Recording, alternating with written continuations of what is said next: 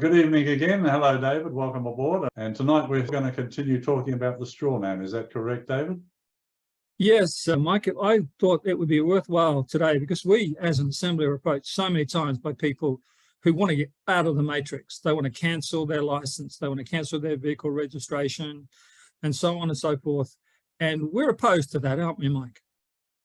I'm not opposed to it per se. What I do say is that when you want to take action like that, you've got to really be well prepared, and most people are not.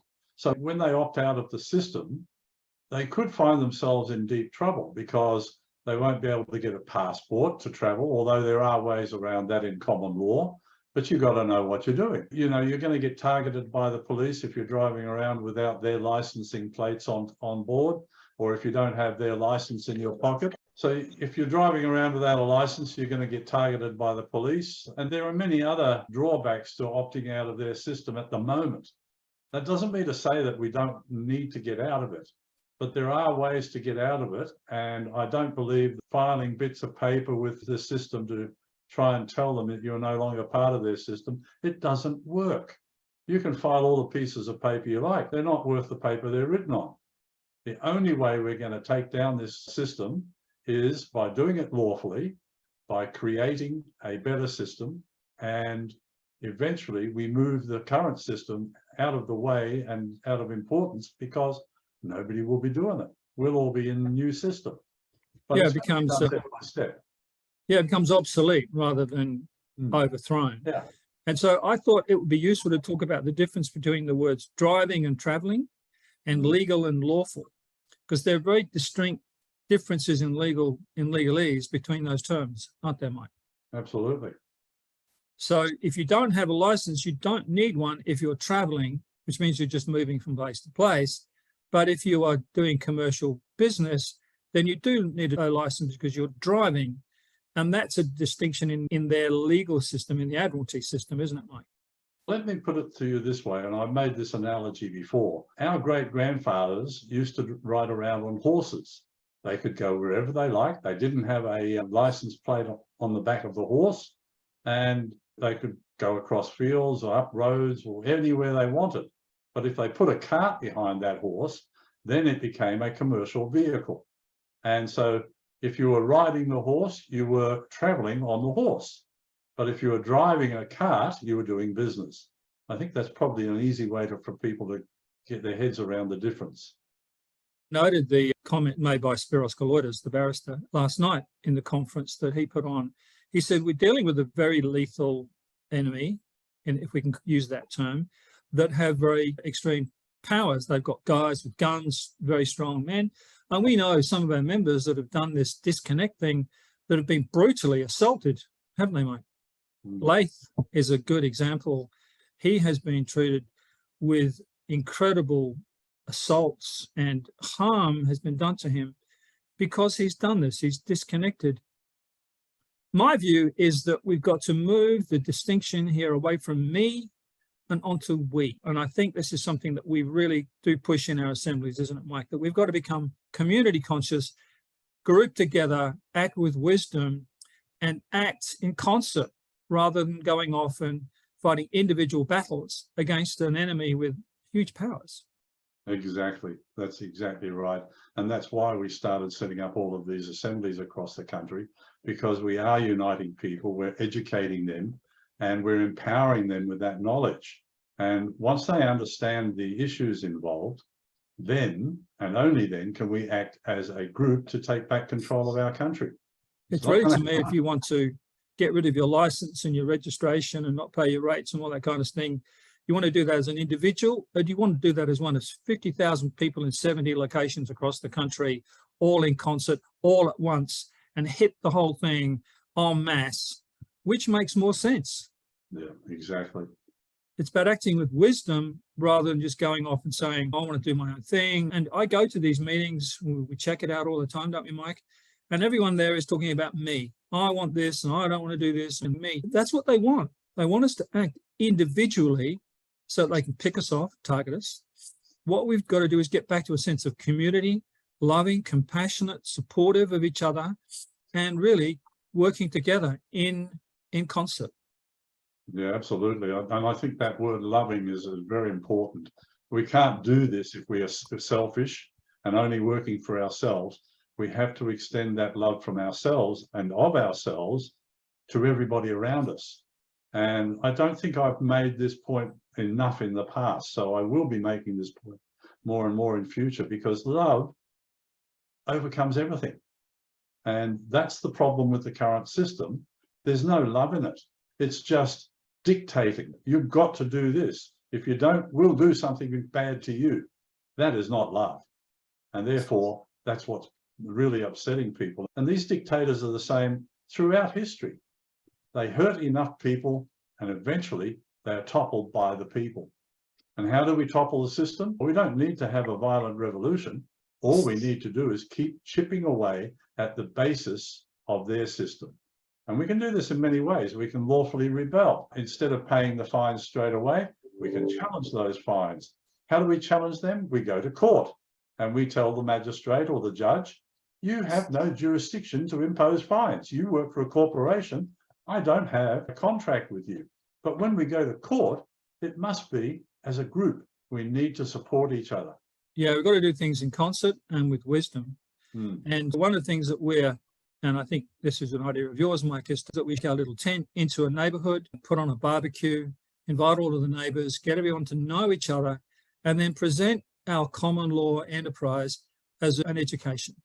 Because it's all free. The websites that you created, it's got all the information that anyone could possibly need, but we'll also be supplementing that with direct face-to-face training to those that find it difficult to just learn from reading large amounts of text.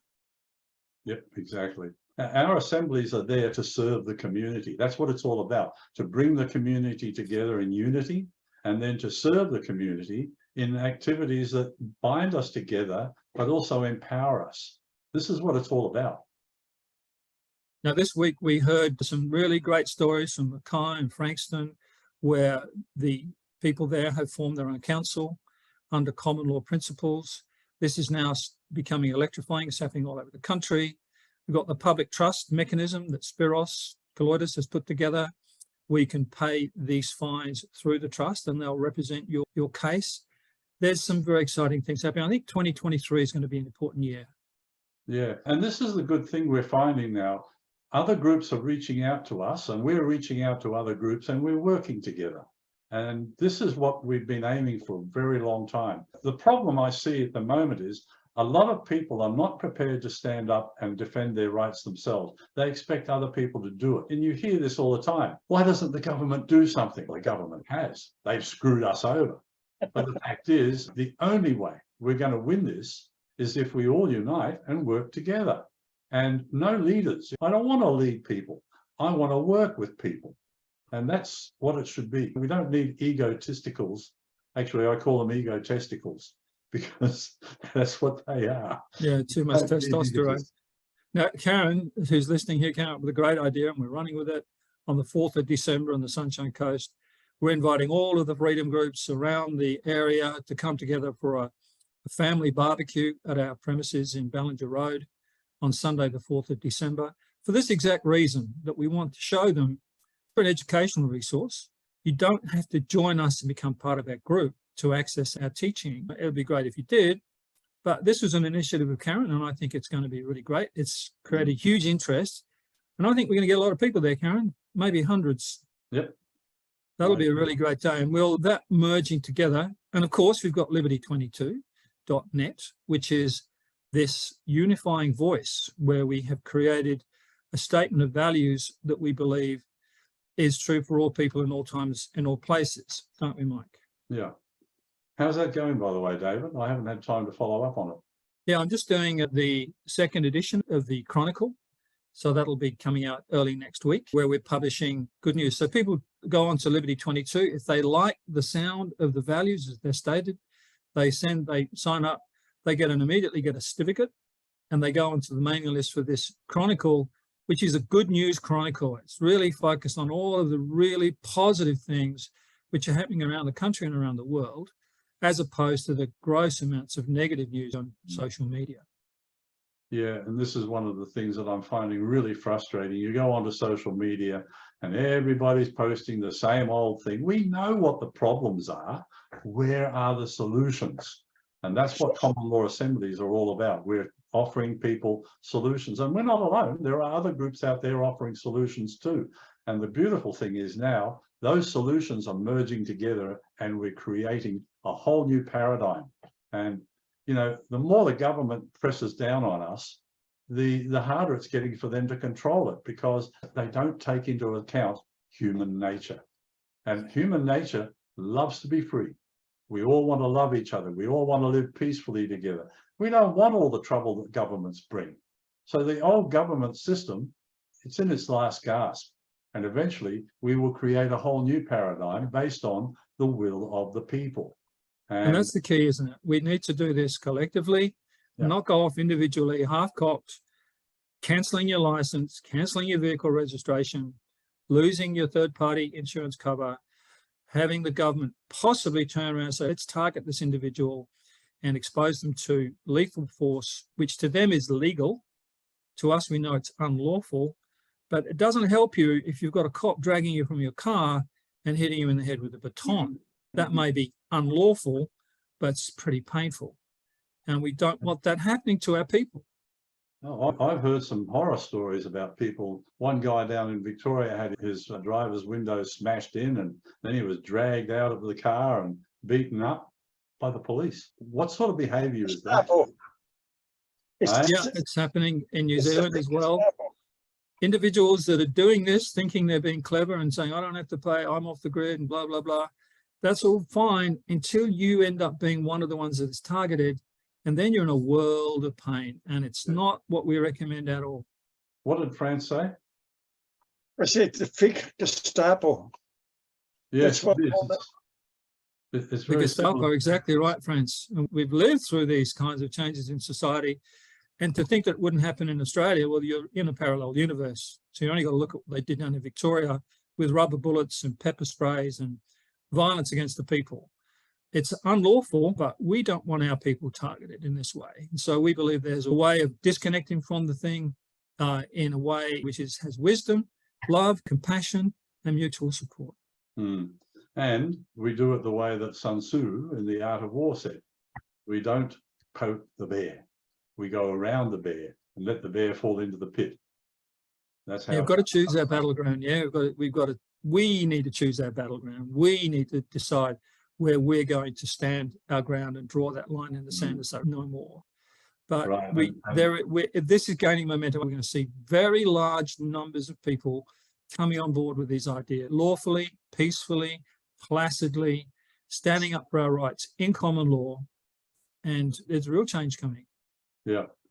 Now also, I'm preparing a page on the website now. There is one link on there to a book that I've actually got, and it's from the National Archives, and it's the letters that were exchanged between the Queen and Whitlam.